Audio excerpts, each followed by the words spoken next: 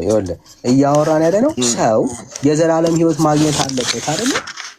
የዘላለም ህይወት ማግኘት አለበት አይደል? ኦኬ ሶ ቤተክርስቲያን መቼ ሰዎች የዘላለም ህይወት እንዲያገኙ ነው ሐሳቧ አይደል? አይደል? ሐሳቧ ምንድነው? የዘላለም ህይወት እንዲያገኙ አይደል? ኦኬ ሶ የዘላለም ህይወት እንዲያገኙ የተለየ ሐሳብ ከሌላት ቤተክርስቲያን ታዲያ ቁርባን የዘላለም ህይወት የሚሰጥ ከሆነ ላላመኑ ሰዎች ለምን ላላመኑ ሰዎች ሰጥታ ለምንድን ነው የዘላለም ህይወት እንዲያገኙ ማታደርገው? ስርዓት ስላላት አሉ እንዴ? የእሷ ስርዓት የዘላለም ህይወት ከማግኘት ይበልጣል እንዴ ወዳጄ? እሺ አሁን አሳየው። ይኸው ሰዎች የዘላለም ህይወትን እንዲያገኙ ስርዓትና ወግ እግዚአብሔር የሰጠበት ቦታ ካለ ያሳየኝ። ሐሳብን ፎከስ ይኸውልህ ቁርባን ምን አልከን? ቁርባን ይኸው በደምብ ተረዳው። ቁርባን ምን ይሰጣል አልክ? የዘላለም ህይወት አልከን። ቁርባን የዘላለም ህይወት ይሰጣል። የዘላለም ህይወት ኦኬ ሶ ቁርባን የዘላለም ህይወት ይሰጣል ካልከን ኦኬ የዘላለም ህይወት ይሰጣል የምትለን ከሆነ በደምብ ስማ። የዘላለም ህይወት ማግኘት ያለበት ሰው የሚያምን ሰው ነው ወይስ የማያምን ሰው ነው የዘላለም ህይወት የሚሰጠው ማግኘት ያለበት? ሁለቱም ነው ቤተክርስቲያን የምታምነው፣ ሁለቱንም ብላ ነው። ግን ለዛኛው በስርዓቱ ቆይ ሁለቱም እሺ በደምብ ስማኝ። ሁለቱንም የምታምን ከሆነ አሁን አንደኛውን ላንሳ። ይኸው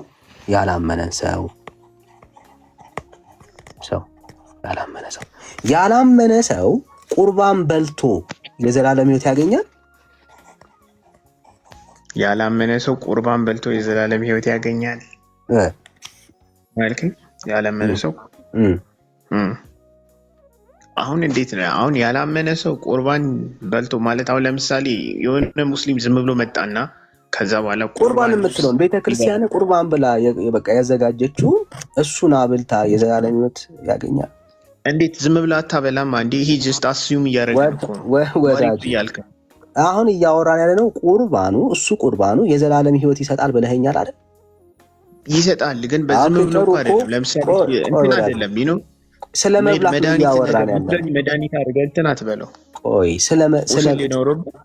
ወዳጄ አንዴ እያወራን ያለ ነው ስለመብላት ነው። ኦራይት ስለመብል ነው፣ ስለ ቁርባኑ እያወራኸኝ ያለው። ስለዚህ ይሄ ቁርባን ያላመነ ሰው በልቶት የዘላለም ህይወት ያገኛል ወይ ነው ጥያቄ። ይኸውልህ ያላመነ ሰው የዘላለም ህይወት ያገኛል ሲባል ለማግኘት የሚደረጉ ነገሮች አሉ። አንድ ሰው አሁን ቁርባኑን ከመሬት ተነስቶ ሊበላው አልመለስክም። በእኛ ቤተክርስቲያን ከሆነ እያወራህ ያለው ስርዓት ስለሌለ ነው። ላላመነ ሰው ቁርባን ስርዓት እንዴት ልመልስ? በማስተዋል ስማኝ። ያላመነ ሰው ቁርባኑን በልቶት የዘላለም ህይወት ያገኛል ወይ ነው ጥያቄ። ያላመነ ሰው ቁርባኑን በልቶ የዘላለም ህይወት ያገኛል ወይ? ያገኛል። እንዴት ሳያምንስ ይበላል ማለት ነገሩን ምን ብሎ በላ? አሁን በምንም አበላኸው በላ። ለምሳሌ አንድ ቄስ ሰጠ የዘላለም ህይወት ያገኛል ብራዘር። አሁን ስለ ስርዓት አለም እያወራን ያለ ነው። ያገኛል ወይ? ያ ሙስሊም የዘላለም ህይወት እንዲያገኝ አንድ ቄስ ለሙስሊሙ ቢሰጠው ያ ሙስሊም የዘላለም ህይወት ያገኛል? አያገኝም። ሳያምን አንዴ አየህ፣ አያገኝም አልከኝ። የዘላለም ህይወት የበላው ሰው ግን የዘላለም ህይወት ያገኛል ብለህ ነበረ። መብላቱ የዘላለም ህይወት ምን አላደረገውም ማለት ነው? አላሰጠውም ማለት ነው። አለ አሁን በደምብ ስማኝ።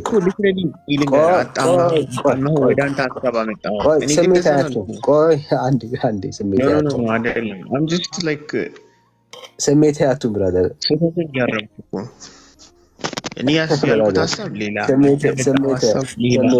እደግምልሃለሁ። ይሄን አላልክም አንተ? እንደዛማ ብያለሁ፣ ግን ያው ሊትራሊ እኮ እሱ እንደዛ ነው።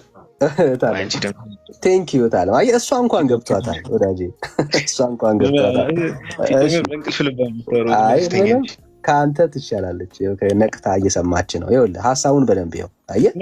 አይደለም አይ ታውራ ነኝ ታውሪ እንደዛ ከአንተ ጋር እንጨርስና ከዛ ከደከመ ችግር ነው አላስጨንቅም።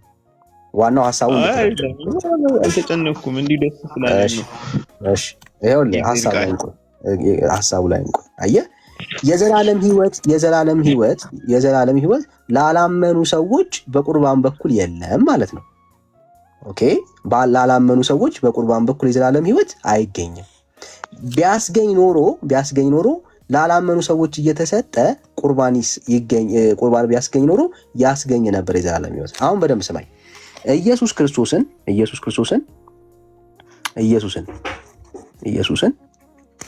ኦኬ ዮሐንስ ወንጌል ምዕራፍ 6 ላይ ያለውን ሐሳብ ያላመኑ ሰዎች ያ መንፈሳዊ መብል ዮሐንስ ወንጌል ምዕራፍ 6 ላይ ቅድም ላላመኑ ሰዎች ነው ጌታ ብሎ ያልከውን እሱን ሐሳብ እያወራን ያለ ነው።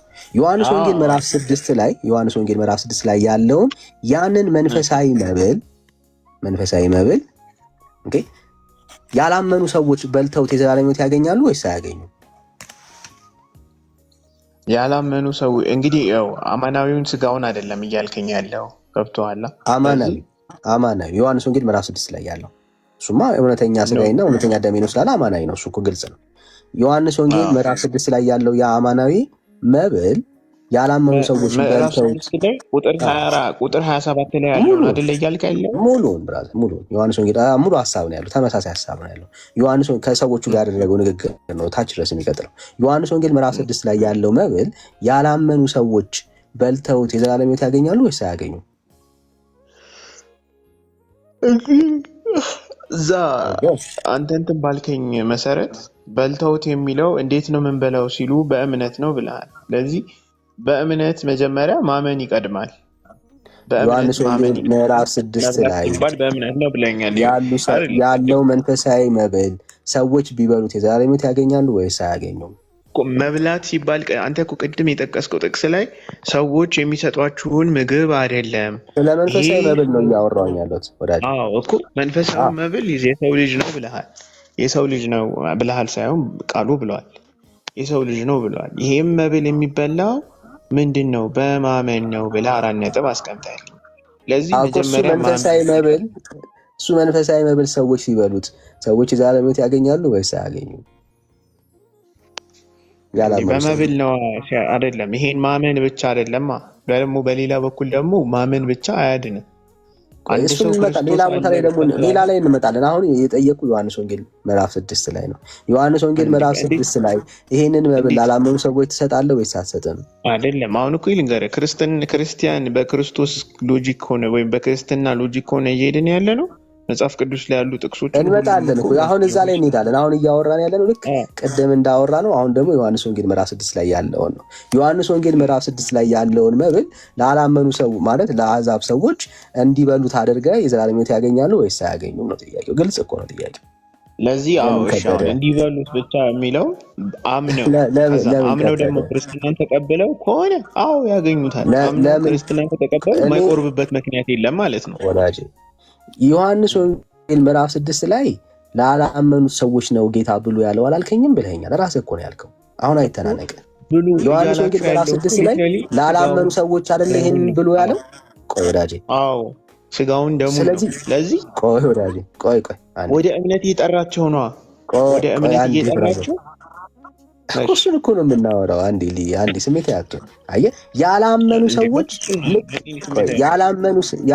ሰዎች ይሄንን መብል ዮሐንስ ወንጌል ምዕራፍ 6 ላይ ያለውን መንፈሳዊ መብል ሲበሉ የዘላለም ሕይወት ያገኛሉ ወይስ አያገኙም? ያላመኑ ሰዎች የዛኔ ባሉት ነው ወይስ አሁን ባሉት ነው? እኔ እኮ እዚህ ጋር አሁን በጣም ስለ ክፍሉ ነው እያወራ ያለ ነው። ልዬ በሐሳብን አክብሮት ነው። ዮሐንስ ወንጌል ምዕራፍ 6 ላይ ያለው ያ አማናዊ መብል ያላመኑ ሰዎች ቢበሉት የዘላለም ሕይወት ያገኛሉ ወይስ አያገኙም? ያገኛሉ። ጎበዝ። እንዴት ማለት ደግሞ እንዴት ብትል ጥሩ ነው። ብራዘር ያገኛሉ። አለቀ። ዮሐንስ ወንጌል ምዕራፍ 6 ላይ ያለው አማናዊው ያ መንፈሳዊ መብል የሚበላው እንዴት ነው? በማመን። ጎበዝ። አየህ፣ በቃ በማመን ጅማሬው ነው።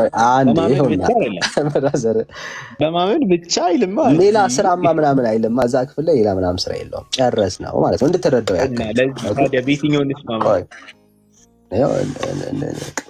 ዋናው እንድትረዳው ነው። ስለዚህ ያመነ ሰው ያላመነ ሰው ቁርባን በልቶ የኃጢአት ስርየት አያገኝም ስላልከኝ አየህ አይደለም። ይኸው በማመን ሲባል እኔ ግን ብቻ አላልኩም። በማመን ብቻ አላልኩም ወዳጅ። ሌላ ነገር የለማ። ከእምነት ውጪ የሚበላበት መንፈሳዊ መብል አለ። ዮሐንስ ወንጌል ምዕራፍ 6 ላይ ካለ በማመን ብቻ ትድናለህም አይልም። እዚህ ጋር አየው አይደለ? ስለ ዮሐንስ ወንጌል ምዕራፍ 6 ላይ ያወራን ያለው የሀሳብ ልዩነት እኔ አሁን ብቻ አናንሳው ግድ የለም። ዮሐንስ ወንጌል ምዕራፍ 6 ላይ እያወራን ያለ ነው። ስለምንድን ነው ካልከኝ ዮሐንስ ወንጌል ምዕራፍ 6 ላይ እየተወራ ያለው በእምነት ስለመበላት ነው። ሌላ ነገር አያወራ መጽሐፉ። ያመነ ሰው ስለሚበላው መብል ነው የሚናገረው። ያመነ ሰው ደግሞ ምን ያደርጋል አለን? የዘላለም ሕይወት ያገኛል ብለን ተስማማል። ያ የዘላለም ሕይወት ያገኘበት ችግር ሌላ ነገር አለ ዮሐንስ ወንጌል ምዕራፍ 6 ላይ ከእምነት ውጪ የሚበላበት ያመነ ብቻ ለምን አላለም? ሌላ ነገር አለ ወይ? አሁን እሱን አንተ ነህ እያወራኝ ያለው። ከእምነት ውጪ ሌላ አለ ወይ? ካለ አሳየኝ፣ ችግር የለም። እኔ እግዚአብሔርን ቃል ለመቀበል ሬዲ ነኝ። ካለ ማመንማ ይቀድማል። መጀመሪያ ከእምነት ውጭ አለ ወይ? ከእምነት ውጭ አለ ወይ? አዎ፣ ክቡር ደግሞ መብላት አንዱ እኮ የእምነት ውጤት ነው ወዳጄ። ምን ሆነ? ስታምን ማለት ነው። ማመን ሲባል እንግዲህ በእምነት የዘላለም ሕይወትን አገኙ የሚለው ወዳጄ። መንፈሳዊ መብል በአፋችሁ አስገቡ የሚል ትምህርት የለውም እኮ። ጨረስን። ዮሐንስ ወንጌል ምዕራፍ 6 ላላመኑ ሰዎች ነው የተሰጠው አልከን እኮ። ጨረስን። ላላመኑ ሰዎች ነው የሚበሉት ካልከን ያላመኑ ሰዎች መጥተው ሙስሊሙ ይበላዋል እያልከኝ አይደለም። ላላመነ ሰው አትሰጠውም። ላላመነ ሰው መንፈሳዊ መብል የሚበላው እንዴት ነው ካልከኝ በእምነት ነው የሚበላው። እሱ ሰውዬ በአፉ አይደለም የሚበላው። ስለዚህ ያ በአፉ የሚበላው መብል ግን ምን ይሰጠዋል? በእምነት የሚበላው መብል ግን ምን ይሰጠዋል? የዘላለም ሕይወትን ይሰጠዋል። የዘላለም ሕይወትን ያገኘ ሰው ለመታሰቢያ የተሰጠውን ያንን እንትን ዕለት ሐሙስ ላይ የተከናወነውን እሱን ሚስጥር በሕይወቱ ላይ ይፈጽማል። አለቀ። ሐሳቡ ይሄ ነው። ለኃጢአት ይቅርታና ስርየት ብለን የምናወራው ጉዳይ የትኛው ነው? በክርስቶስ ኢየሱስ ይሄ መንፈሳዊ መብል በክርስቶስ ኢየሱስ የተሆነልን በቀራንዮ ላይ የፈሰሰው የክርስቶስ ኢየሱስ ሥጋና ደም ማለት ነው። ሐሳቡ ይሄ ነው። አይ ቲንክ እኔ ጨርሻለሁ። ግን ወንድሞች ምናልባት ተጨማሪ ሐሳብ ካላቸው የሚሉ ነገር ካለ ብንሰማ ደስ ይለኛል። ምናልባት ጥያቄ ካላቸው ምናምን ማለት ነው። ወንድሞች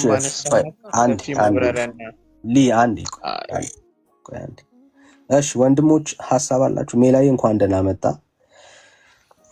ወደ ቲክቶክ ዓለም እንኳን ተመለስክ። እንኳን ተመለስክ ብለናል። ሰላም በለን እስቲ በዛው።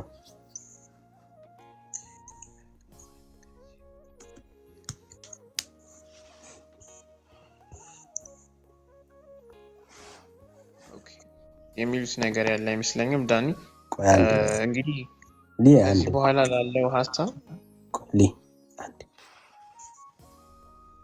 እሺ አላችሁ ሀሳብ ወንድሞች? ወንድምነት አይ ቲንክ ያሉበት ቦታ የሚመቻቸው አልመሰለኝም። እሺ ብሩኬ። እሺ ብሩኬ። እንቅልፍ ወስዷቸዋል እባክህ። እርግጠኛ ነኝ ብዙ ሀሳብ አልታችኋል። ግን እንደው ቅድም ካነሳችሁት አንድ ሀሳብ ብቻ ብናነሳ በቂ ነው። ከጌታ እራት ጋር ተያይዞ ማለት ነው። ስትናገር ላይ አማናዊ ነው የጌታ እራት ስትል ነበር አይደል? አልከኝ። የጌታ እራት አማናዊ ነው ስትል ነበር።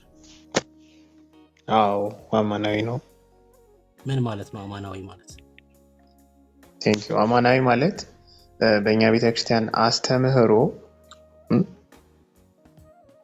ጌታችን ይህ ስለ እናንተ የሚፈሰው ክቡር ስጋዬ ክቡር ደሜ ነው ያላት ጥቅስ አለች። እዚህ ጋር ድጋሚ እንትን ልበላት። የማቴዎስ ወንጌል ምዕራፍ 26 ቁጥር 26 እስከ 28 ላይ ጌታችንም ያላት ጥቅስ አለች። ያው እንትን በለው አንብበው። አይ ችግር የለውም ጥቅሱ ችግር የለውም። ግን አማናዊ ስትል አማናዊ ፍጹም የክርስቶስ ስጋ ነው። ስጋው አክቹዋሊ ስጋው ማለት ነው። ወይኑ ፍጹም ደም ነው ወይም የክርስቶስ ደም ነው የምትል ደመ መለኮትና ደመ ስጋ ሆኗል እያልክ ነው አይደል? ደመ መለኮት እና ስጋው ደግሞ የመለኮት ስጋ ሆኗል እያልክ ነው አይደል? የመለኮት ስጋ የመለኮት ደም እያልክ ነው አይደል? እንደዛ እያልክ ነው አይደል? ኖ እኔ መጽሐፍ ቅዱሱ ላይ ያለውን ነው የምልህ እኮ። እውነተኛ ስትል ህብስቱ የመለኮት ስጋ ሆኗል ወይኑ ደግሞ ጌታችን ባለው ማለት ነው እያልክ ነው ያለው። ጌታችን ባለው እኔ ባልኩት ሳይሆን ጌታችን ባለው። ጌታችን ያለው ይሄ ስጋዬ ስለ እናንተ የሚፈሰው ስጋዬ። እሺ እውነተኛ ስትል የክርስቶስ እውነተኛ ስጋ ነው ስላልክ ህብስቱንና ደሙን ኢየሱስ ብለን መጥራት እንችላለን። ኢየሱስ ብለህ አጠራው። እንግዲህ ጌታችንም አላለም ብላችሁ ጥሩት አላለም። ስላላለም የኛ ቤተክርስቲያን ኢየሱስ አትለው ቁርባኑ ሮንግ ነው የሚሆነው። ያ ማለት ሲላላ አልሰማንም አላየንም። እሺ ሰምቻለሁ። እሺ ያ ማለት የክርስቶስ የራሱ ስጋው አይደለም ማለት ነው። አሁን ለምሳሌ የክርስቶስን ስጋ ኢየሱስ ብለህ ጠሯል አይደል? ኢየሱስ ነው አይደል? ከድንግል ማርያም በስጋና በደም ተካፍሏል። ኢየሱስ ስትል ስጋውን ነጥላ አይደለም አይደል? ኢየሱስ ምትለው ከስጋዋ ስጋዋ ከደሟ ደምን ከነፍሷ ነፍስን ነስቶ ተወልዷል። ኢየሱስ ስትል ስጋውን ነጥለ ለብቻ መለኮቱን አይደለም አይደል? ኢየሱስ የምትለው ነው። ህብስቱ ልክ እንደዛ ስጋው ከሆነ ኢየሱስ ብለህ ለመጥራት ትችላለህ ማለት ነው። እንዴ አይደለም፣ እንደዛ አላለማ። እሺ ቤተክርስቲያን ግን ያልተባለ ነገር እንዴት ትላለህ? ማለት ላይክ ሎጂካሊ ስታየው ስለመሰለ ነው ብለህ ልትፈርጅ አትችልም። ምክንያቱም አልተጻፈም፣ ድፍረትም ነው የሚሆነው። እሺ አንተ ቤተክርስቲያን እንደዚህ ትላለች። እሺ ላሳይክ።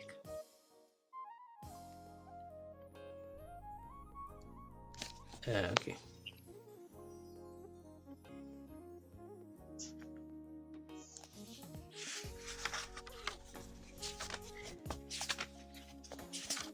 አንድ ታይም በቃ ወደ ላይ ጅና ይመጣል።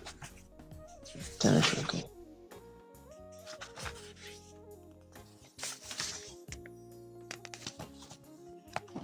ካሜራ ከፍቼ ላሳያ እንዴ።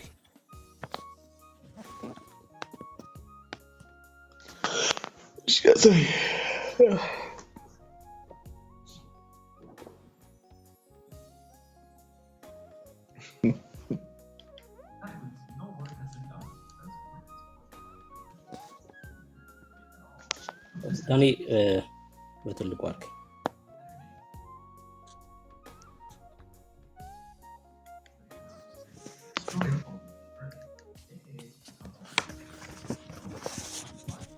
ይሄን መጽሐፍ ታውቃለህ? ላይክ እኔ አሁን እንትን የማንበቡ እንትን የለኝም። አይኔ ላይክ ብዥ ብሏል። እውነቴን ነው የምለው። የኢትዮጵያ ኦርቶዶክስ ተዋሕዶ ቤተክርስቲያን እምነት፣ ስርዓት፣ አምልኮ፣ የውጭ ግንኙነት ቤተክርስቲያኒቷ እምነት ይሄ ነው ብላ የገለጠችበት መጽሐፍ ማለት ነው። ይሄ ኦኬ። እዚህ መጽሐፍ ላይ ቁጥር 4 ላይ እንደምታየው ሚስጥረ ቁርባን ይላል። ቁርባንን ታብራራለች ማለት ነው፣ ምን እንደሆነ ማለት ነው። እዚህ ቁርባን በሚለው ስር እንደዚህ ይላል። ተመልከት ላሳየህ።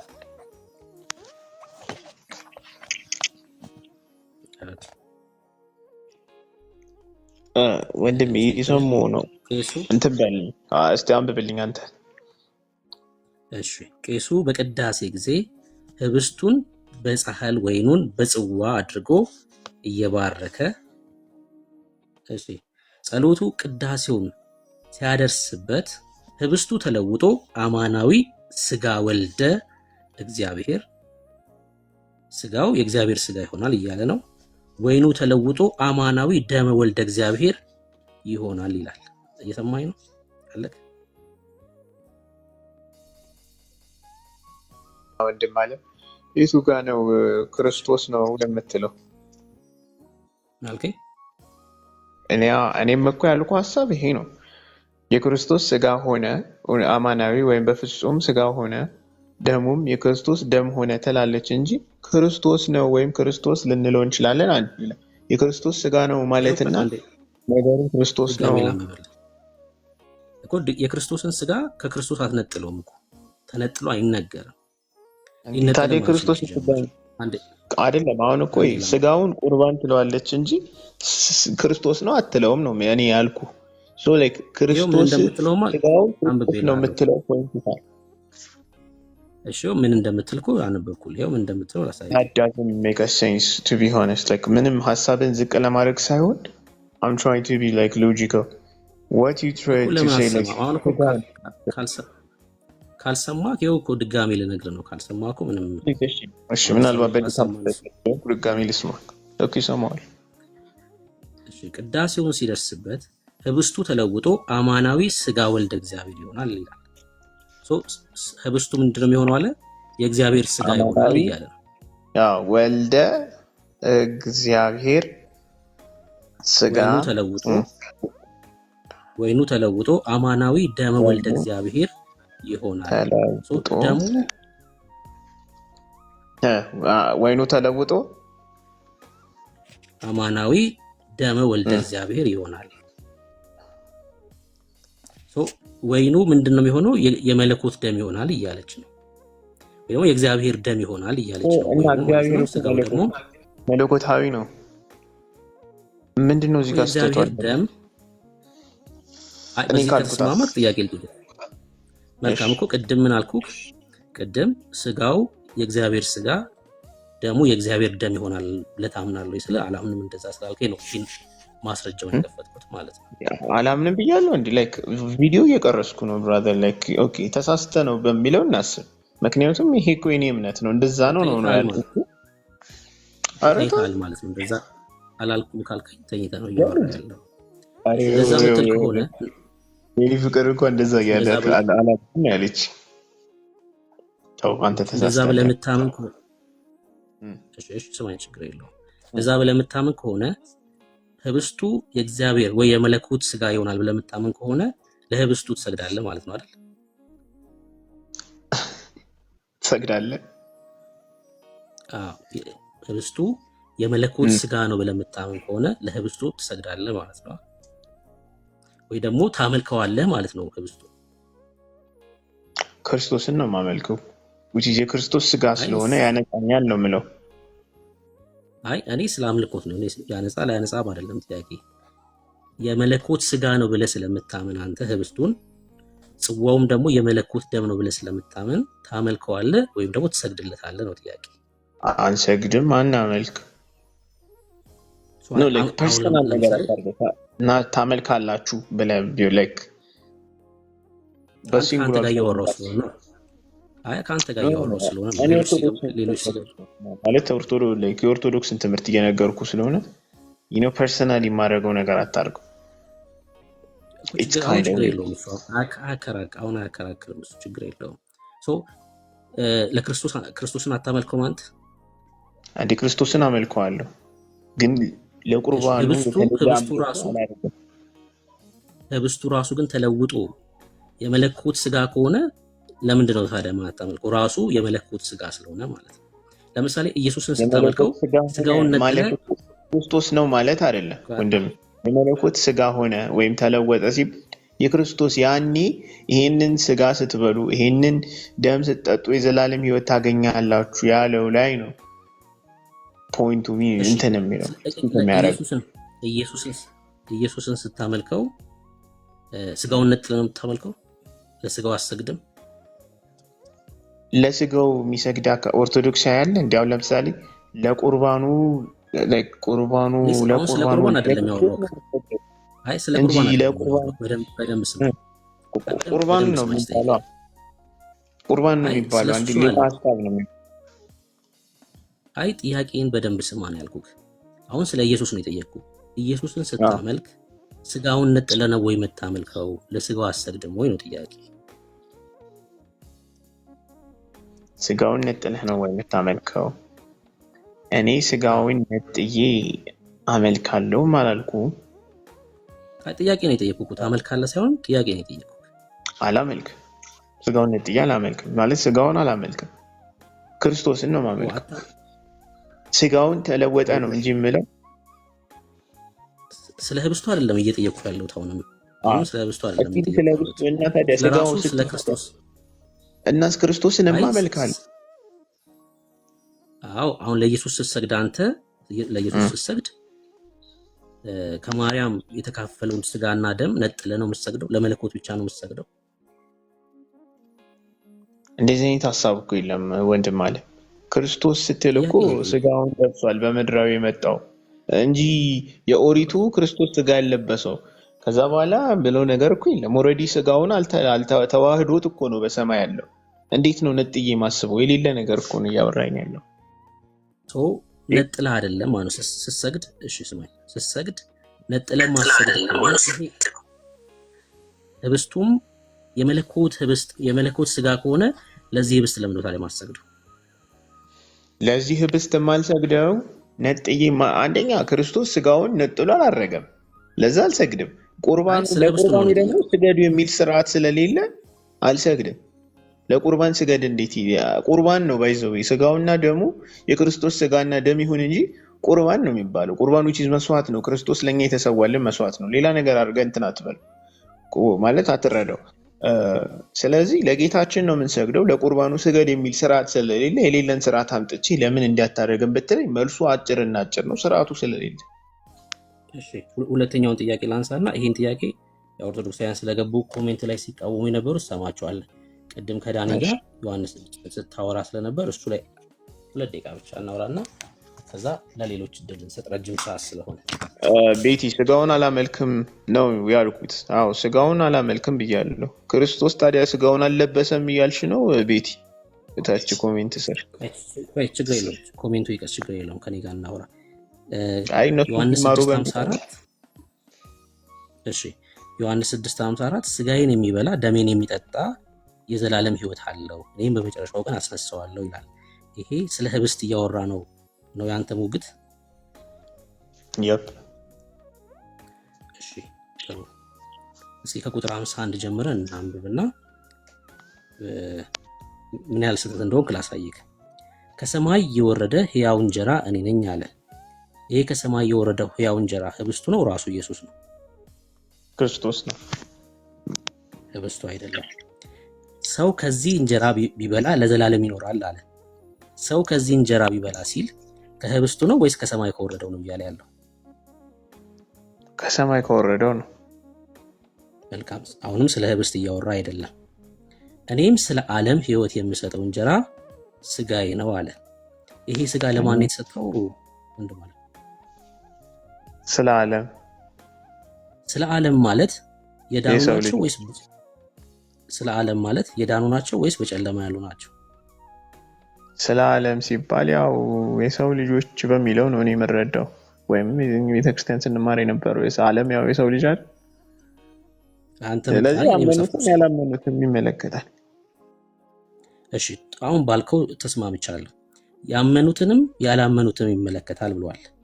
ላላመኑት ህብስቱ ይሰጣል? ላላመኑት ህብስቱ የሚሰጠው ቅድም ደግሞ የጠቀሰው ዳኒ ላይ ይኸው ምን ሆነ? ያላመኑት በእምነት ነው የሚሰጣቸው። ግን በእምነት ስላገኙ ብቻ ደግሞ በእምነት ነው የሚሰጣቸው። በማመን መጀመሪያ ያገኙታል ህይወትን እኮ ልንገርህ። ያላመኑት ሲባል መጀመሪያ የማመን ደረጃቸው ሞተዋል እኮ እነኝህ ሰዎች ክርስቶስን ባለማወቅ። ግን ህይወት በእምነት ነው። አምኖ መኖር ይጀምራሉ። which means ኖረው እኮ አይሞቱም ማለት ነው። እኔ ስለ እምነት እያወራሁ አይደለም። ስለ ህብስቱ ነው ብለህ ዮሐንስ ወንጌል ምዕራፍ 6 እዛው ምዕራፍ 6 ላይ ነው ያሉት እኮ ምዕራፍ 6 ቁጥር 3 ላይ ይመስለኛል። እንዳላወራ የፈለከው ጥያቄ ስለፈለከ ኖ አይ ስዌር እንደዛ አይደለም እኮ just point ማድረግ ነው። እሺ ጨርስ፣ አንተ አውራና ጨርስ። እሺ ያላመኑትን ሰዎች ወይም ዮሐንስ ወንጌል ላይ ምዕራፍ 3 ላይ ይመስለኛል፣ ምዕራፍ 6 ቁጥር 3 ላይ ይመስለኛል፣ ወይም 6 በሚለው እናጠቃለው። እዛ ላይ ላላመኑት ሰዎች በማመን ህይወት ያገኛሉ። ማንን? ከሰማይ የመጣው የሰው ልጅን። ለዚህ በማመን ነው ህይወትን የሚያገኙት። ህይወትን ማግኘት ይጀምራሉ። ግን አይሞቱም ማለት አይደለም። ኃጢአትን ከሰራ የሰው ልጅ ይሞታል። ክርስቶስን ስላመነ ብቻ አንዴ የመዳኑን መንገድ ጀምሯል። ክርስቶስን ስላመነ ብቻ ግን በንስሐ ጸድቶ ሲቆርብ ደግሞ በእኛ ቤተክርስቲያን አስተምሮ ሲቆርብ ፍጹም ሆኗል። ይህ ሰው ቢሞት እንኳን ገነት ለመግቢያው ዋስትና አለው። ምን? ዮሐንስ ወንጌል ምዕራፍ ይሄኛው እሺ ጨረስከው? ስጋዬን የበላ እውነተኛ መብል ደሜም እውነተኛ መጠጥ ነውና ምዕራፍ ስንት ነው? ምዕራፍ 56 ላይ 65 ላይ ነው ብቻ እዛ ላይ። እሺ ጨረስክ? ልጠይቅህ?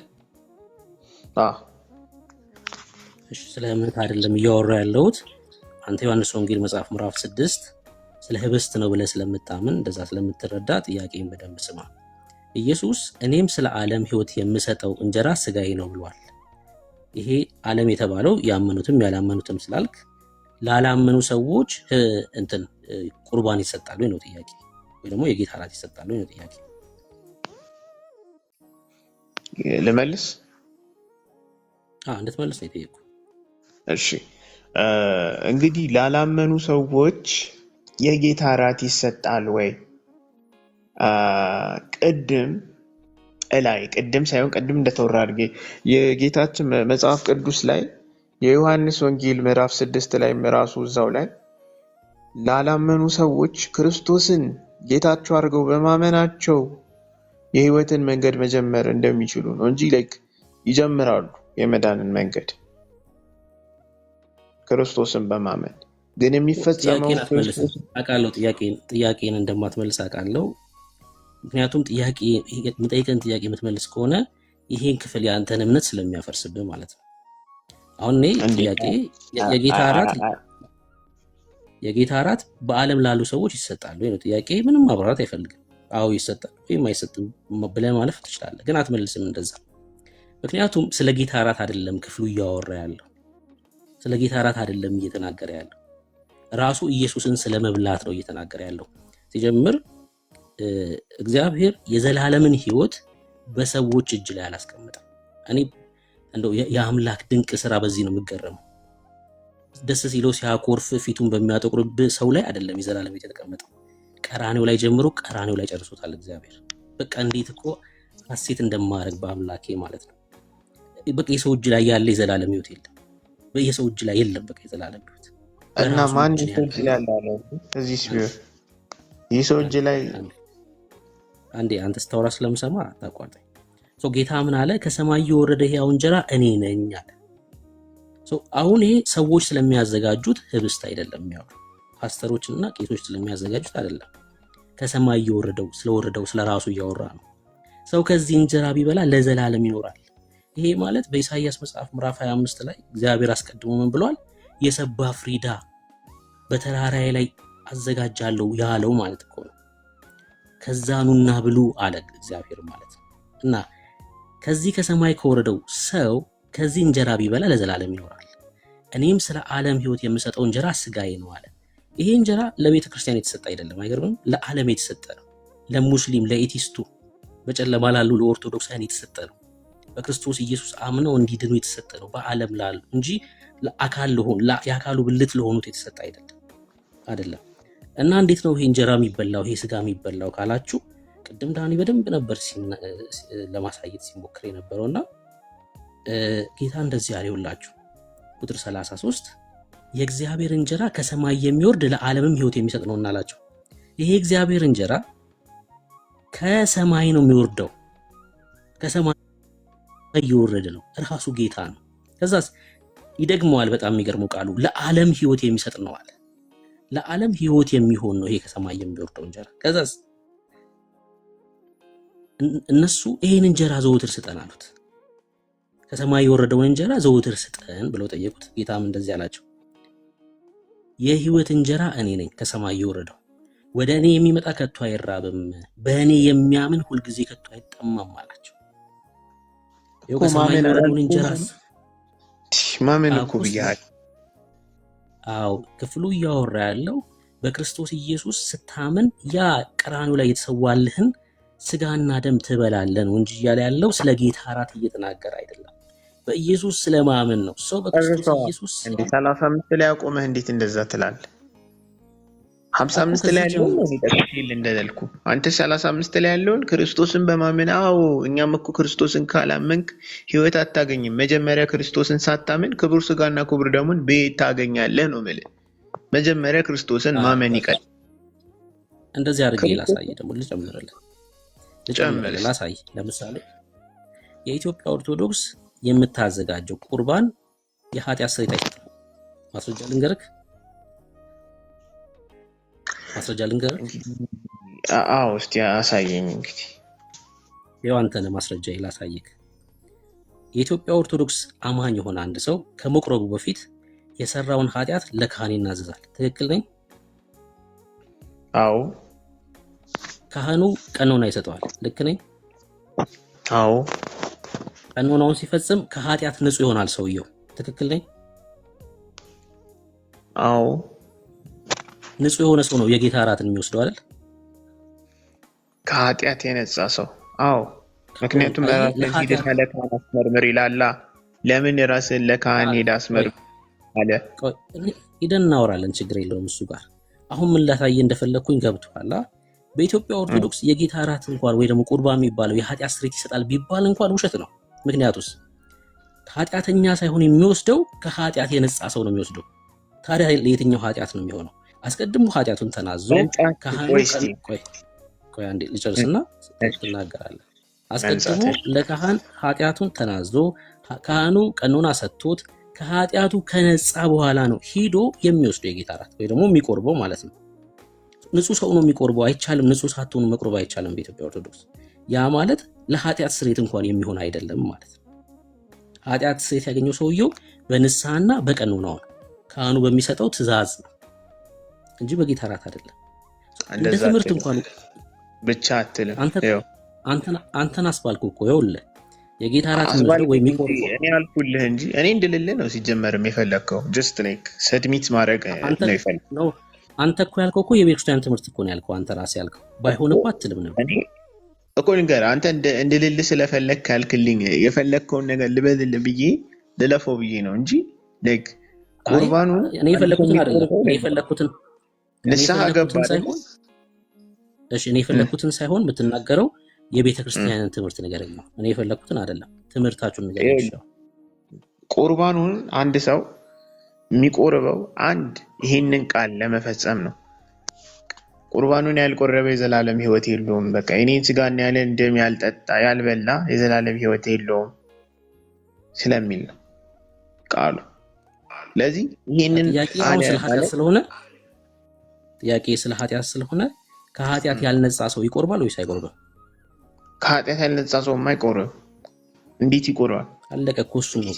ንጹህ የሆነ ሰው ከሆነ የሚቆርበው የኃጢአት ስርየት አይሰጥም ማለት ነው። ኦልሬዲ ንጹህ ነው ሰውየው እኮ ከመቁረቡ ፊት ንጹህ ከሆነ መጣ እኮ ብትለኝ ማለት ነው። ሐዋርያት አሁን የእኛ ቤተክርስቲያን የሐሙስን የጸሎተ ሐሙስን ምሳሌ አድርጋ ነው ይህን ስርዓት የመሰረተችው ወይም የመሰረተችው የተቀበለችው። የመሰረተችው እንኳን በራሷ እንደፈጠረች ያስመስልባታል። ስለዚህ የተቀበለችው ጌታችን እኮ መጀመሪያ አጥቧቸዋል። ሲያጥባቸው እኮ በኃጢአታቸውን አጽድቷል። በዛ መሃል ተጠምቀዋል። በዛ መሃል ጌታችን እግራቸውን ሲያጥባቸው እኛ ቤተክርስቲያን እኮ እግራቸውን አጠባቸው ብቻ አትልም። ትርጓሜ መጽሐፍቶች አሏት። እንደናንተ አንድ መጽሐፍ ቅዱስ ብቻ አትልም። አዋልድ መጽሐፍቶች አሏት። ይተረጎማል ቃላቶቹ። ጀስት ቀጥታ አትቀበልም። ስለዚህ እዚህ ላይ ደግሞ ምንም አይነት ጥያቄ አንተ ልታነሳችን ካመነች በነገራችን ላይ ለዛ ነው እኛ የሚወጣ ነው። ለዛ ነው መጽሐፍ ቅዱሳዊ ያልሆነ መጽሐፍ ቅዱስ ብቻ ብለህ ከእውነተኛ ወጥተህ የተለያየ ሃይማኖት መሰረትክ። አሁን ይሄ ያንተ የጨለማ መንገድ ጉዞ ነው እንጂ ስለዚህ ቤተክርስቲያን አልጨለመባትም። ቆይ ታዲያ አጥበው ጌታችን አጥቦ ንጹህ አድርጎ እንትን ካላቸው በኋላ ይህንን ስርዓት ቤተክርስቲያን ሰርታለች ለማለት ያስቸግራል። ጌታችን ራሱ በደሙ በተግባር የሰራው ስርዓት ነው የተከተለች። ኢየሱስ ክርስቶስ እግር አጥቦ የሚያነጻቸው ከሆነ ሞቱ ቀልድ ነበር ማለት ነው። መጽሐፍ ሲናገር ደም ሳይፈርስ ስርየት የለም ነው የሚለው። አንተ እግር ታጥቦ ነጹ ትላለህ። አውቃለሁ ይሄ አንተ የተናገርከው የአንተ ትምህርት እንዳልሆነ አውቃለሁ። የኢትዮጵያ ኦርቶዶክስ ትምህርት እንደሆነ በደንብ ነው የምረዳው። አውቃለሁ ይሄ የቤተክርስቲያኒቷ ትምህርት እንደሆነ ማለት ነው። ግን ጌታ ሳይሞት ደሙ ሳይፈስ እግር አጥቦ ከኃጢአት የሚነጹ ከሆነ ሞቱ ቀልድ ነው ማለት ነው። ለዛ ነው የወጣ ነው ያልኩህ። ለዛ ነው ሞቱ ቀልድ ነው አላለችም ቤተክርስቲያን። እሺ ሞቱ ቀልድ ነው አላለች። እሱንም ሀሳብ ዲፌንስ ላድርገው። ሞቱ ቀልድ ነው አላለች። ሐዋርያት የነሱት ቁርባንን ለመቁረብ ነው እንጂ እስቲ ቢሞቱ ሲሆን ነበረ የሚገቡት። የሞት ሞትን አልሻረላቸውም። ያ እጥበት እኮ ከሞት ሞት ድነዋል አላለች ቤተክርስቲያን። ክርስቶስ መሞቱ ቃል ኪዳኑን መፈጸም ስላለበት ነው። ይሄ ክርስቶስ ስርዓቱን የሰራልን፣ በዕለተ ሐሙስ ስርዓቱን ሰራልን፣ የቁርባንን ህይወት ሰራልን። ሲቆርቡስ ድነዋል። ሲቆርቡስ ድነዋል ሐዋርያቱ። አሁን ድነዋል። አሁንም የክርስቶስ ሞት ከንቱ ነው ማለት ነው አላለችም። አሁንም ደግሞ ከንቱ የማያደርገው ለምንድን ነው? አንዴ ስማኝ። ከመሞቱ በፊት አንተ እንዳልከው ተረዳ። ከመሞቱ በፊት ሐዋርያቱ ድነዋል ብለህ የምታምን ከሆነ የክርስቶስ ደምና የክርስቶስ ደም መፍሰሱ ምንም ነው ማለት ነው ለነሱ። ምክንያቱስ በፋሲካ ዕለት የበሉት ህብስት አድኗቸዋል ብለህ ስለምታምን ማለት ነው። ብለህ ስለምታምን አሁን ይሄ ሁሉ ላይ ሆነው ለምንድን ነው?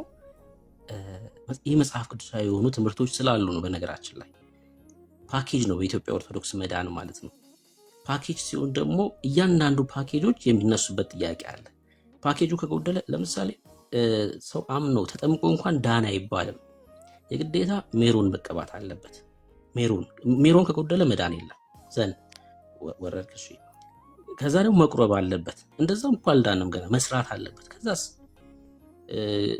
ሲዘክር መኖር አለበት። ከዛ ደግሞ ፍታት ሊደረግለት ይገባል ለዚህ ሰውዬ። ፓኬጅ ነው። እነዚህ ሁሉ ፓኬጆች ሲሟሉ ነው አንድ ሰው ዳነ የሚባለው ማለት ነው። መጽሐፍ ቅዱስ ግን እንደዚህ አይን አያስተምርም። የእግዚአብሔር ቃል ይህን አይናገር። እግዚአብሔር ቃል የሚናገረው ቀራኔው ላይ በተሰራልን ስራ ብቻ አንድ ዳንን ነው የሚናገረው። የቀራኔው ስራ ያለቀ ስራ ነው። በእርሱ በማመን የዘላለም ሕይወት እንደምናገኝ ነው መጽሐፍ ቅዱስ የሚናገረው እንጂ በጭራሽ። ለዚህ ነው የወጣ ነው አልኳችሁ። ከኢትዮጵያ ኦርቶዶክስ ለዚህ ነው የወጣ ነው። ለዚህ መጽሐፍ ቅዱስ ያልሆነ ትምህርት። እነዚህ ሁሉ ደግሞ የመዳን መንገዶች ኖሮ እንኳን ስለ መዳናቸው እርግጠኞች አይደሉም። የዘላለም ሕይወት ስላላቸው ስለመኖራቸው ሊናገሩ አይችሉም። በዛ ስፍራ ሆኖ ነው እንግዲህ ያው በዛ ትምክህት ውስጥ ያሉት የጌታ እራትን ስንቋጨው ዮሐንስ ወንጌል መጽሐፍ ምዕራፍ 6 ስለ ጌታ እራት የሚያወራ አይደለም፣ በጭራሽ አይደለም። ስለ ጌታ እራት 3 ወንጌላት ላይ ከዛ ጳውሎስ በቆሮንቶስ መልእክቱ ላይ ነግሮናል። ለመታሰቢያ እንደሆነ ደግሞም ህብስቱ ከጌታ ጋር ህብረት ያለው እንደሆነ ነግሮናል። በአክብሮት የምንወስደው ሐዋርያቶቹ በአክብሮት ሲወስዱት የነበረ እንደሆነ ነግሮናል። የዘላለም ሕይወት ለማግኘት የዘላለም ሕይወት ያገኙ ሰዎች ሞትና ትንሣኤውን ሊናገሩ የሚወስዱት ነው። በቃ አይደል? ሞትና ትንሣኤውን ሊናገሩ የሚወስዱት ነው። መጽሐፍ ቅዱስ ይሄን በደንብ ይናገራል። ሳሚ አቤት። እንኳን ደህና መጣ። እንኳን ደህና ቆየ። የት ቤተ እምነት ነው? ኦርቶዶክስ ተዋህዶ። እሺ፣ ርዕሳችን ስለ ምልጃ ማን ነው ልክ የሚል ነው። አዎ፣ በምልጃ ማን ነው የተሳሳተው ወይ ደግሞ ማን ነው ልክ የሆነው? በምልጃ ትምህርት ማለት ነው። በምልጃ ዳኛ ኦርቶዶክሶች ቅዱሳን እንደሚያማልዱን እናምናለን። መጽሐፍ ቅዱሳዊም ስለሆነ ምልጃ በቅዱሳን እናምናለን። ድህነት ደግሞ በክርስቶስ እናምናለን። ምልጃ በቅዱሳን እናምናለን። በመላእክትም ሆነ በቅዱሳን አባቶችም እናምናለን። በምልጃ ያማልዳሉ። አይ ጥያቄ ግን ምንድነው?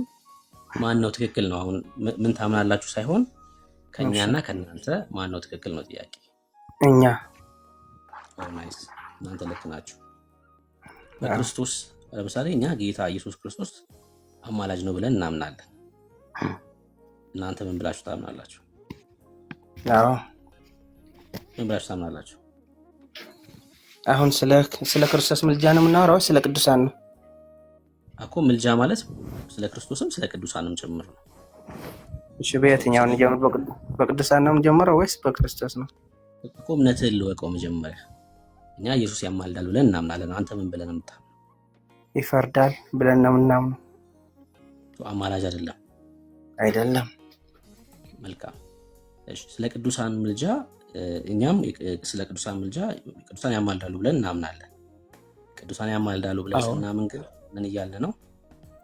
ጳውሎስ በጢሞቴዎስ መልእክቱ ላይ እንዳለው አንዱ ስለሌላው ይጸልያል። እኔ ስለ ክርስቲያን ወንድም እህቶቼ እጸልያለሁ፣ ክርስቲያን ወንድም እህቶቼም ስለኔ ይጸልያሉ።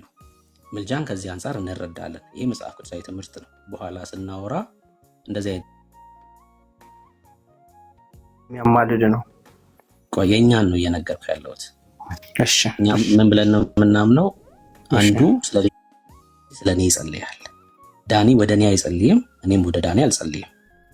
ይሄ ክርስቲያኖች ትምህርት ነው። ትክክል። እሺ፣ እኛ የምናምነው ይሄን ነው። እናንተ ከዚህ በተለየ ወደ እነሱ ትጸልያላችሁ፣ ወደ ፍጡራን ትጸልያላችሁ። እነሱ ደግሞ በዛ በሰማይ ሆኖ ያስታርቁናል ብላችሁ ታምናላችሁ። ልክ ነው?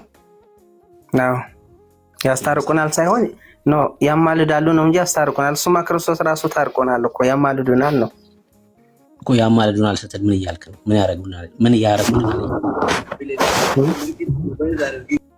ያለማልድናል ማለት ከኃጢአታችን ይቅር እንዲለን ይለምንልናል ማለት ነው።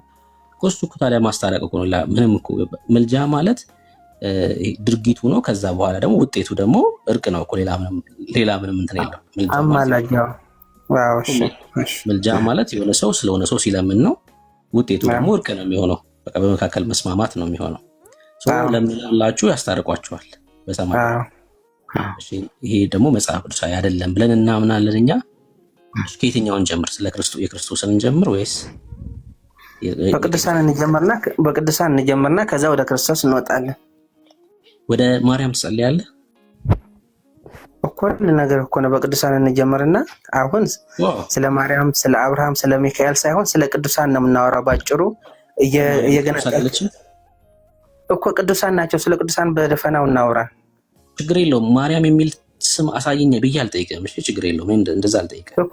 ለምን እንደሆነ ታውቃለህ? እንደዚህ የሚልህ ብሩኬ፣ ቅዱሳን ያማልዳል አያማልዱም ነው አይደለ? ጥያቄ ልቀይረው። ወደ ቅዱሳን ብለህ ወደምታምናቸው ሰዎች ትጸልያለህ አንተ? እለምናለሁ፣ ጸልያለሁ ማለት እለምናለሁ፣ ጠይቃለሁ፣ ጥያቄ አቀርባለሁ። እሺ፣ ማስረጃ ከእግዚአብሔር ቃል። እሺ፣ ማስረጃ ላቅርብልህ። እሺ፣ ቅዱሳን ስንልህ በምድር ላይ ሳለን አንድ ለአንድ ጸልይ የሚለውን አንተ የምትለውን እኛ ጋም አለ።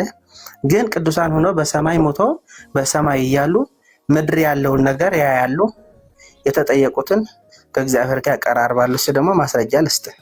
አይኔ ያልጠየቅኩም ስጠይቀህ ነው እሱን የምትሰጠኝ። እኔ ወደ እነሱ ትጸልያለህ ወይ ነው ጥያቄ። ለእሱ ነው ማስረጃ የምትሰጠኝ። ከዛ ስጠይቅ ነው የምትሰጠኝ። ላልጠየቅኩ አይደለም ማስረጃ የምትሰጠው። ወደ እነሱ ትለምናለህ ወይ ነው ያልኩህ። አዎ አልከኝ። ለዚህ ማስረጃ ስጠኝ። እሺ፣ ሉቃስ ወንጌል ምዕራፍ 16 ቁጥር 22። እሺ፣ ምን ይላል?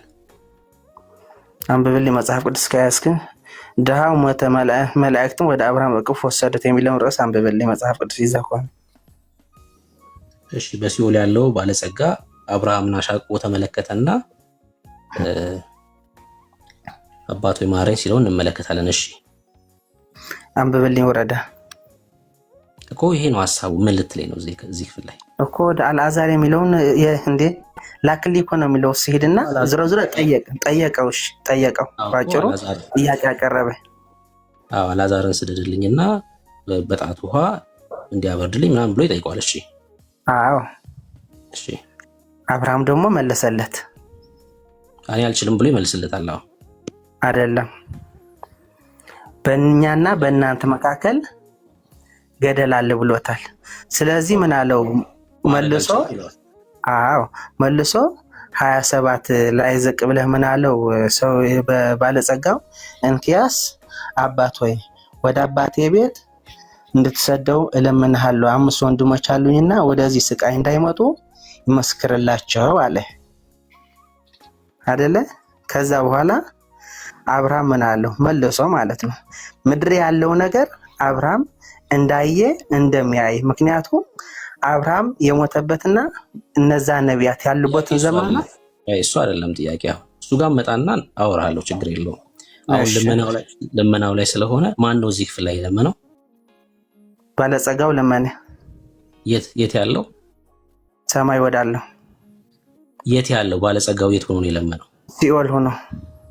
በህይወት የለም ማለት ነው እኮ። ሲኦል ሆኖ ለመነ ለአብርሃም እኮ። በህይወት የለም። ምድር ስላሉ ነው የለመነለት። ለራሱ ለመነ፣ ምድር ስላሉ ወንድሞችም ለመነ። እኔ ስለማን ለመነ አይደለም፣ በህይወት የለም አይደል ሰውየው ነው ጥያቄ። አዎ የለም። መልካም ጥሩ። አብርሃምን አሻቅቦ ተመለከተው ይላል አይደል? አዎ። መልካም። አንተ ጊዮርጊስን ስትለምን አሻቅበህ ተመልክተህ ነው የምትለምነው ማለት የምታወራው? አሁን አብርሃምና ሲጀምር ክፍሉ ያው ምሳሌያዊ ነው፣ እሱን በደንብ አሳያለሁ። ግን አንተ ጊዮርጊስን ስትለምነው አሻቅበህ ተመልክተህ ነው ወይ የምትጠይቀው የምታወራው? አሁን አብርሃምና ይሄ ሰውዬ ኮሚኒኬት ሲያደርጉ ነው ክፍሉ እየነገረን ያለው። አሻቅበህ ተመልክተህ ነው ወይ የምታወራው ጊዮርጊስን? በመንፈሳዊ ሁኜ እኮ። በመንፈሳዊ አሻቅቦ የተመለከተ አሳየኛ ከእግዚአብሔር ቃል ላይ፣ ወይ ደግሞ ይሄ ሰውዬ በመንፈሳዊ አሻቅቦ መመልከቱን ከክፍሉ ላይ አሳየ እኮ። አሻቅቦ ሲኦል ሆኖ በሲኦል እና በገነት መካከል ያለ ገደል አሻቅቦ አይቶ ነው የለመነው ነው የሚለው። አይተህ ነው ወይ የምትለምነው? ጊዮርጊስን አሻቅበህ ተመልክተህ ነው ወይ የምትለምነው? አሁን ለምን ወደ ቅዱሳን እናውራ? ጊዮርጊስ ገብርኤል እያልክ አትገነጣጥል። ስለ ቅዱሳን ለምን አናወራም? ጠቅላላ እኮ ቅዱስ ነው ብለህ ስለምታምን እኮ ነው። አሁን ጊዮርጊስ ስለ ሊከፋ አይገባም። ቅዱስ አይደለም ጊዮርጊስ በአንተ። እሺ ይኸውልህ እኔ እያልኩ ያለው በሰማይ ያሉ አባቶች ምድር ያለው ነገር ሁሉም ያያሉ ያማልዳሉ ነው እያልኩ ያለው በአጭር አማርኛ። አብርሃም እንዴ እዛም የነገርኩት ጥቅስ ላይ እኮ ነው 27 28 ወረድናል። 29 ላይ ጠቅልዬ ላንብብልህ። ለምን ትቆርጠኛለህ? እኔ ጥያቄ አይደለም እሱ ያልጠየቅኩህን በግድ ካልመለስ መልሱ እዛ ጋር ነው ያለ። እኔ የምመልስልህ እዛ ጋር ነው ያለ። የኔ ጥያቄ አንተ ትጸልያለህ አይደል? መጀመሪያ ይሄንን የጠቀስኩልህ አንብብልኝ ጨርስልኝ ያልኩ እኮ ነው። ያልጠየቅኩህን በግድ ካልመለስኩልህ እንዴት ይባላል ወዳጅ? ጥቅስ ስጠ ያልከኝ ጥቅስ ሰጠሁ እኮ። የሰጠሁህ ጥቅስ አንብብልኝ። ለምንድን ነው ጥቅስ ስጠኝ አልኩህ? ለየትኛው ጥያቄ ነው ጥቅስ ስጠኝ አልኩህ? ስለ ምልጃ አይደለም፣ ስለ ጸሎት ነው። አንተ ትጸልያለህ ቅዱሳን ብለህ ወደምታምናቸው ሰዎች፣ ለሱ መጽሐፍ ላይ ማስረጃ ነው የጠየቁህ። መጸለይ እና ይኸው ባለጸጋው ነገርኩ። ኦኬ፣ ባለጸጋው በሲኦል ያለው አሻቅቦ ተመለከተው ይላል። አንተ አሻቅበህ ተመልክተህ ነው ወይ የምታወራቸው ቅዱሳን የምትላቸውን ሰዎች? አዎ። አሻቅበህ ተመልክተህ ነው የምታወራቸው? እግዚአብሔር አንተ አሻቅበህ ተመልክተህ ነው የምትለምነው? ንገረኝ እዚህ ጋር አንተ እኔን ጠይቀኛለህ። በመንፈሳዊ ልቦና ሆነን ነው እግዚአብሔር በአይናችሁ እያያችሁ ለምኑት አይልም። አሻቅበን በመንፈሳዊ ሆነን እንለምናለን። የሌለ ጥያቄ አትጠይቅ። እንኳን ቅዱሳን እግዚአብሔር ለራሱ ያየ አንዳችም እንኳ የለም። አይቶ አይኑን እያየ የለመነ የጸለየ ፍጡር የለም። ምንኛ ነው የምታወራኝ? እሺ ሰማኝ፣ ችግር የለውም። እግዚአብሔር መንፈስ ነው። አሁን ችግሩ ኦርቶዶክሳውያን እንደዚህ ይላችሁ ይኸውላችሁ፣ ስለ ፍጡር ስናወራ አንዴ ቆይ፣ እኔ ስለ ፍጡር ስናወራ እግዚአብሔርን አንተ ታይተው ነው ይለኛል። የጨለማው ኃይል ማለት ይሄ ነው ወንድሞች። እግዚአብሔር መንፈስ ነው። አሁን ስለኔ እናንተ እናውራሽ፣ አውራኝና ወደ ሌላ የምታወራ ከሆነ ትወርዳለሽ። በቃ እስኪጨርስ ስማ እያልኩ ነው። እሺ መሀል የምታወራ ከሆነ ከባድ ነው። እግዚአብሔር መንፈስ ነው፣ የሚሰግዱለትም በእውነትና በመንፈስ ነው ይላል ዮሐንስ ወንጌል መጽሐፍ ምዕራፍ 4 ላይ ጌታ ወደ ሰማርያ ሂዶ ከዛች ሴት ጋር ሲያወራ ማለት ነው አይደል? መንፈስ የሆነውን አምላክ ከፍጡር ጋር አገናኝቶ ይጠይቃሉ። ተክለ ሃይማኖት ጊዮርጊስ ብለው የሚያምናቸው ሰዎች ምናልባት እዚህ ምድር ላይ እንኳን የኖሩ ሰዎች ቢሆኑ ወይ በገነት ወይ በሲኦል ያሉ ፍጡራን ናቸው እነዚህ ሰዎች። ኤቭሪዌር ማለት ሁሉ ጋር ሊገኙ የሚችሉ ሰዎች አይደሉም ማለት ነው። ቅዱሳኖችን አላመንም፣ እኛ አላመለክንም፣ አላመንም። እሺ አመን ነው አሁን እያልኩ ያለው ይኸውልህ፣ ክርስቶስ ያመነ በሲኦልም በገነትም ይኖራል ብለህ መናገር የለብህ። ክርስቶስ ያመነ በገነት ነው ያለው። አንተ ክርስቶስ እያመንክ ሲኦል ትገባለህ ማለት ነው ለራስህ። እና አሁን ተክለ ሃይማኖት ክርስቶስን ተከትሎ ነው የሄዱት። ብሩኬ ክርስቶስ ተከትሎ ሄደ፣ የክርስቶስ ባሪያ ክርስቶስ አገልጋይ ሆነ ሄደ። እንዴት ሲኦል ገብቶ ሊሆን ይችላል ብለህ ትፈርጃለህ? ስለዚህ አንተ በክርስቶስ ድነት አታምንም ማለት ነው። የአፄዎቹ ዘር ትወርዳለሽ አንሚት ብታረግ ከሆነ ከሳሚ ጋር እንጨርስና ከዛ እድል ሲሰጥ ታወራለህ። እሺ ሳሚ፣ አሁን እሱን ጋር መጥቼ ባወራክ ትምህርታችሁ እንዴት ማለት ተስፋ የምታደርጋቸው ሰዎች ሲኦል እንደሆኑ አሳይሃለሁ። ግን አሁን ጸሎቱን እንጨርስ መጀመሪያ። አንተ በመንፈስ ነው የምትጸልይላቸው ወደ እነዚህ ፍጡራን በመንፈስ ነው የምትጸልየው እኮ። ጥቅስ አንብብልኝ፣ የሰጠውን ጥቅስ አንብብልኝ። ጥያቄ ነው የጠየኩህ። በመንፈስ ነው ወይ የምትጸልየው ወደ እነዚህ ፍጡራን? ጥቅሱ ንገረኝ ብለኸኛል አይደለ? ጥቅሱ ነገርኩህ። የነገርኩህን ጥቅስ አንብብልኝ ነው የምልህ። እሺ በመንፈስ ነው የምትጸልየው? ወደ ሌላ ሰው ሄዳለሁ። እሺ በቃ አዎ በመንፈስ ነው የምጸልየው። የሰው ልጅ ሲሞት ሕያው ነው፣ ሕያዋን ናችሁ፣ እንደ መላእክት እኩል ሕያዋን ናችሁ ነው የሚለው። መንፈስ ነው የሰው ልጅ። በሁሉ ስፍራ የሚገኙ ናቸው እነዚህ ፍጡራን።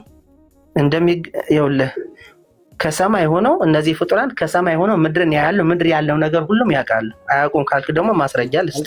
አልጠየቅኩም እኮ ወዳጄ። በሁሉ ስፍራ ይገኛሉ ብለህ ታምናለህ? በሁሉ ስፍራ ይገኛሉ? አዎ ይገኛሉ።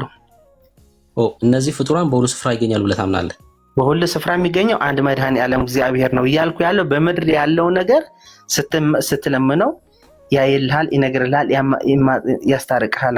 እሱ እንዳለ ደግሞ መጽሐፍ ቅዱሳዊ ቃል ጥቅስ ልንገርህ ነው የምልህ። እኔ ያልጠየቅኩህን ልንገርህ ለምን ትላለህ? ጥያቄ በሁሉ ስፍራ ይገኛሉ ብለህ ታምናለህ ወይ? በሁሉ ስፍራ የሚገኘው እግዚአብሔር ብቻ ነው። አልጠየቅኩም እኔ ስለ እግዚአብሔር። እነዚህ ፍጡራን በሁሉ ስፍራ መገኘት ይችላሉ ብለህ ታምናለህ ወይ? መንፈስ ናቸው። በሁሉም ስፍራ ስትለምን ይደርሳል። እሺ ቀጣይ። ሌላ ኦርቶዶክሳዊ ከሌላ ኦርቶዶክሳዊ ጋር እናወራ። ጥቅሴን አንብብልኝ። ለምን ታወራለህ? ጥቅሴን አንብብልኝ። እሺ ፊራኬት ቤተ እምነት ጥቅሱን አንብብለት። እሺ አንብብለት። ጥቅሱን አይሰማም። አንተን አስወረድኩ በቃ ሳይፈቀደልህ